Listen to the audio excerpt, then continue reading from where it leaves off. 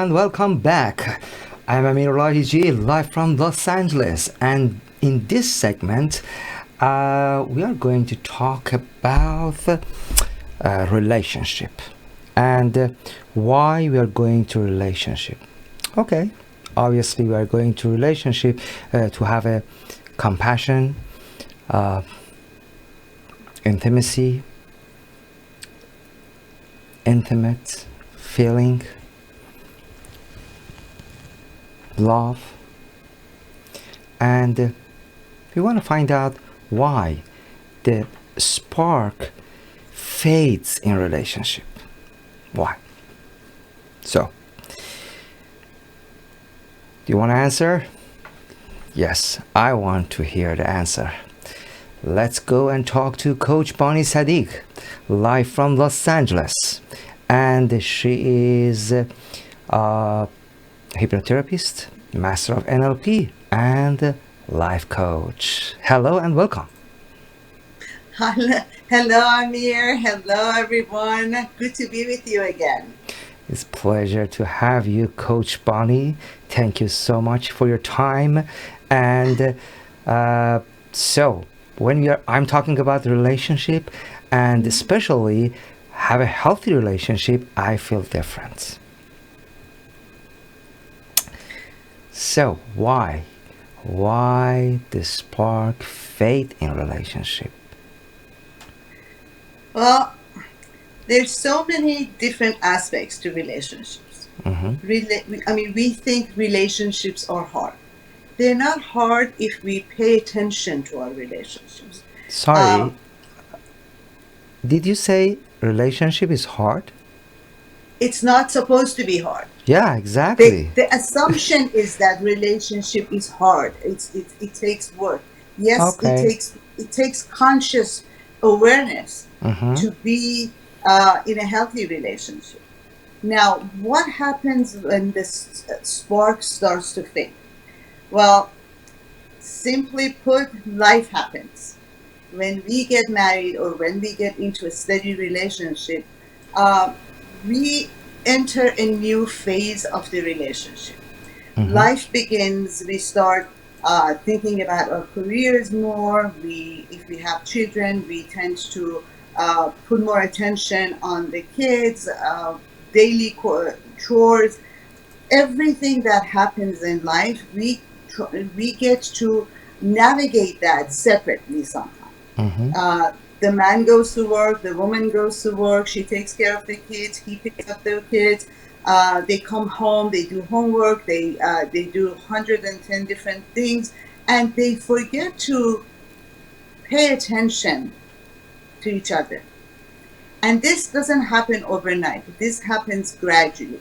Have you Mm-hmm. ever driven somewhere, and when you get to your destination, you all of a sudden go to yourself, how did I get here? You have no recollection of how you drove, which street you took, and all of a sudden you are at your destination. And when you realize that you didn't pay attention to the roads and how you got there, it's kind of scary. That's Right. what happens when we don't pay attention to our relationship. Relationships need constant work, they need constant attention, and they need constant consciousness, conscious awareness on our part to be a healthy relationship. So Yes. and then that spark starts to fade. Wow. Why do we, lose the excitement of our relationship? Again, when we tend to live separate lives and we are putting our attention into our daily lives, Mm-hmm. we forget to pay attention to each other. And Yeah. gradually, as we grow, our needs and desires changes. And if we are not aware of our partner's needs and desires, if we are not constantly talking and asking questions and being an active participant in the relationship, then the partner becomes kind of a stranger to our dreams and desires. They don't know what we want anymore. We become strangers. And another thing is that if we stop communicating to our partner, And a lot of times it's not conscious. Again, we get so busy in life that we unintentionally forget to have that good communication with our partner. And what happens is that as we go through the relationship and as the excitement or the newness fades away, we start to focus on the little things that annoy us. In the beginning, we don't pay attention to those little annoying things that our partners do. We all do them. And we tend to turn a blind eye and we don't focus on it. We only focus on the good things. Now, when we started living it separately, when we are not paying attention to each other, these little annoyances start to build up. And when they start to build up, we, again, subconsciously or unintentionally avoid contact. We avoid being in conflict. So we stop talking. We stop being together. We stop spending time together. And that's when the relationship goes downhill. And I like to call it, it goes on autopilot. Wow. How is possible? I have a question here. Someone said, I feel my relationship is in autopilot. And then I was thinking about this question, and you bring up exactly the same word. So how do we recognize if our relationship is, on autopilot? Very good question. Very good question. So there are I'm still ways. I'm still shocked. What's happening here? This is called synchronicity. Really? We've been together for a long time. I'm just I want to make sure your phone is not connected to our app. You receiving our questions. And all of our audience, I'm speechless. Can you see? So all of our audience, you can send. I'm sorry, Coach Bonnie. All audience, you can send your message and questions in our chat room, and we are here. And if we don't have enough time today, definitely we're going to talk to Coach Bonnie tomorrow or next time. Please go ahead. So there are a few ways we can recognize if our relationship is on autopilot.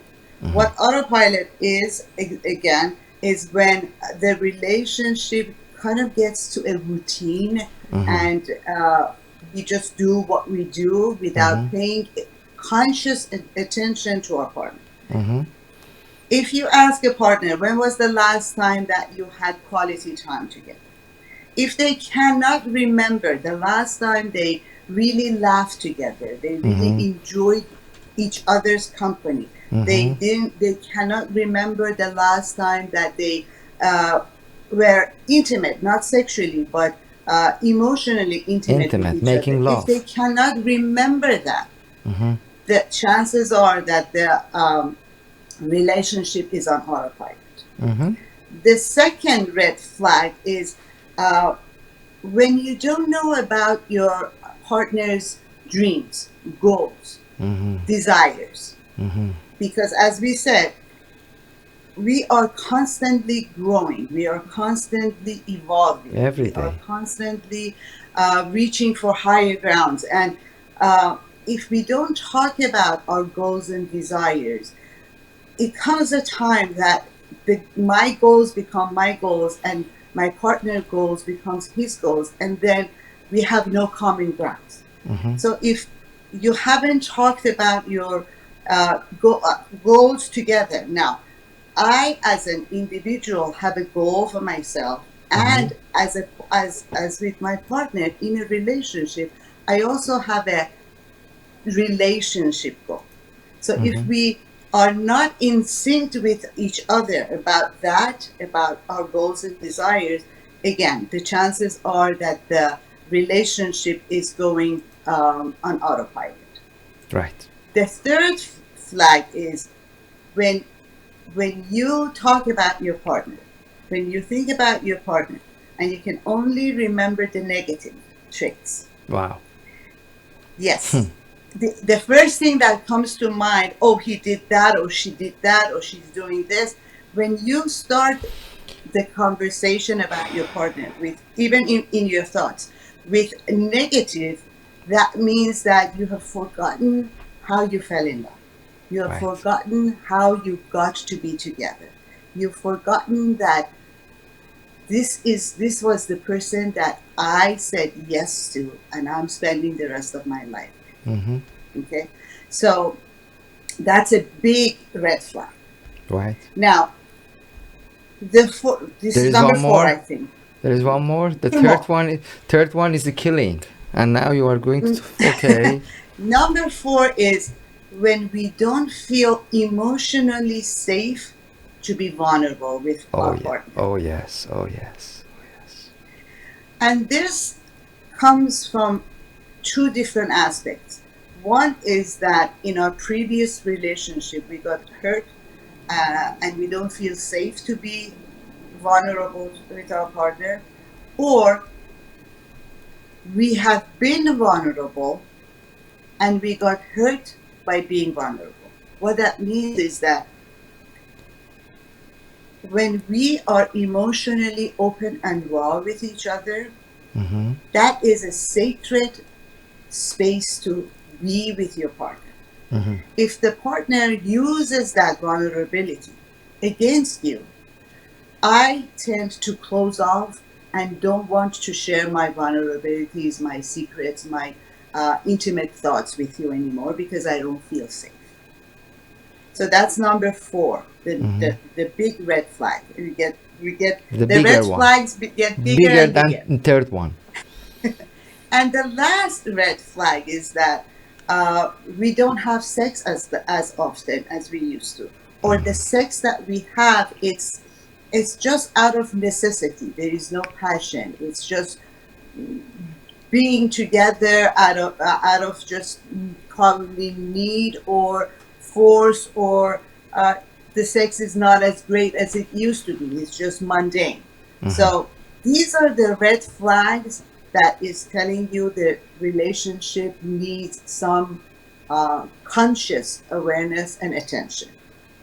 And how we can, how can we uh, regain the spark and uh, turn autopilot switch off and back to, healthy relationship and So, intimate feeling and, all loving things. very good question. So, going back to the five red flags, Mm-hmm. the first one was quality time. Mm-hmm. Make a conscious decision, become active, and consciously decide that I am going to have a quality time with my partner. Pick a date, run it by your partner, and make it happen. It might feel a little bit awkward in the beginning, but as you keep on doing it, it becomes more natural. Right. Now, in when you are with your partner and having a quality time together, that means that you are paying attention to each other. You're not talking about the kids and how they made you crazy all day. You're not talking about work and how your boss yelled at you today. You're not talking about your mother in law. You're not talking about things that are outside of the two of you. Imagine you are going on a first date. And every time, and this I can tell you from experience that even after being married for so many years, there are new things that you can learn about your partner.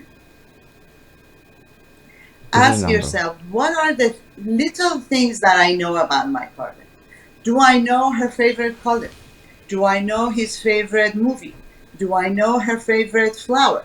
Little things that tells the other partner that I truly, deeply care about who you are. I care about your likes. I like to hear more about the things that drive you, the things that motivate you. So, and the second thing on our list was um, goals and desires. Okay. And Okay, that's a if you don't know the answer, Don't shame. Just go and ask and communicate. Exactly. And during your quality time together, it's a very good time to talk about your goals, talk about your desires. And again, when you talk about your goals and desires and wants, the other partner needs to be an active listener. No judgment, no criticizing. Oh, that's a stupid goal to have, or you can never have that. just be compassionate and listen about what it is that drives your partner. What is motivating him or her to want to do this?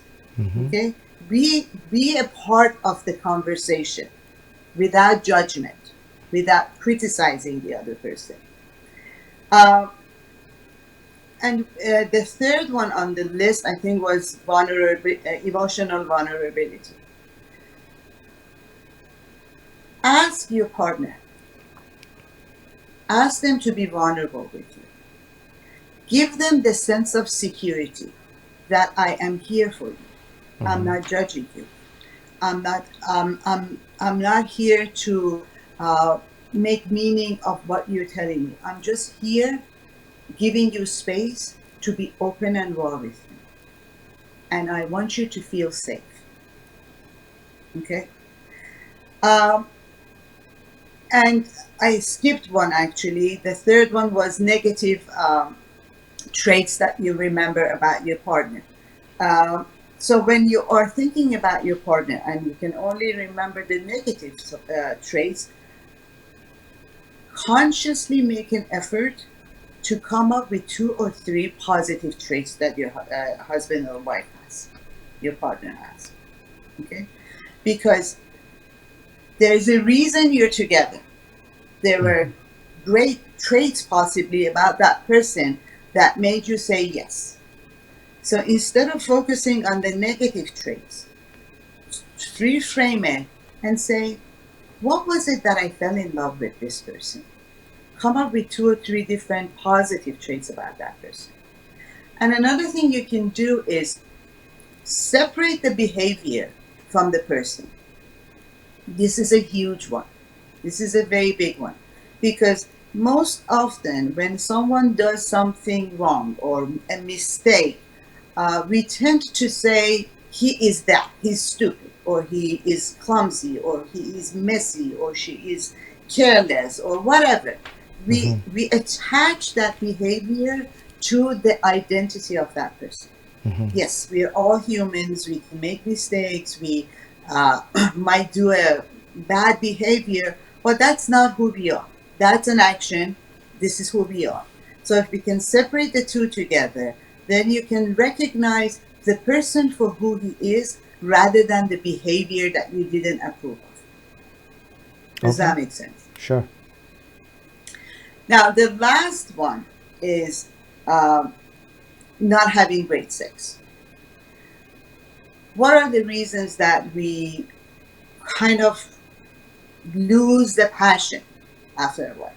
It is normal to some extent after you've been together for so long to lose that initial passion. However, there are ways that you can build up the passion. Mix it up, have fun with it, buy a new lingerie, making new things, yeah. Exactly. There's so many different things, healthy ways that you can spark your sexual intimacy with your partner. So again, consciously be aware of what you are avoiding and how you're avoiding it and why you're avoiding it, and make that conscious action to become active participant in your relationship. That's right. Okay. And it's I wanted to add one more thing, that I always talk about the 5 languages that Gary Chapman wrote a book about, and it's a very small book, and I suggest all couples to have a copy of that. We tend to show our love the way we like to receive it. Okay, there are 5 different ways that we can show someone, we love them. And it's a unintentional way of doing it that is not resonating with our partner. For instance, if I like to receive gifts, or if I like act of service, that's how I show my love to my partner. But my partner's love language might be touch, might be a word of affirmation. He might like to hear, I love you more. Or maybe just a caress, or maybe a touch on his head, or maybe a holding of hand. So we speak our love languages differently. Learn your partner's love language and show the love the way they want to receive it, not how you want to receive it. And the last point I wanted to bring is that be assertive. Be very, very clear about what you want, your desires, what is not working for you, what is annoying you, what is okay and what is not okay. And if you can get clear with your partner and don't have that stack of negative emotions built up for you, then you have a clean slate every time. Instead of having this snowball of negative emotions, you can start every day with a clean slate because you cleared everything the night before or the day before. Don't let things get out of hand. Mm-hmm. If you are frustrated, if you are annoyed, if you are hurt, be assertive and say that I felt disappointed when you did that. I felt hurt when you said that. I don't allow that. And or I like it when you caress my hair. I like it when we hold hands. Okay? I like it when you tell me I love you. Be very clear and get clarity every day and start a new day fresh. Amazing, amazing. Thank you so much, Coach Bonnie. It was beautiful, amazing. Thank you. And I hope to see you next time. Thank you. Absolutely. My pleasure. Thank you for having me. Okay, bye-bye. So, Bye. Profound, amazing. So, if you have someone in your life, respect and take care of each other, and stay tuned with us, stay close for more music.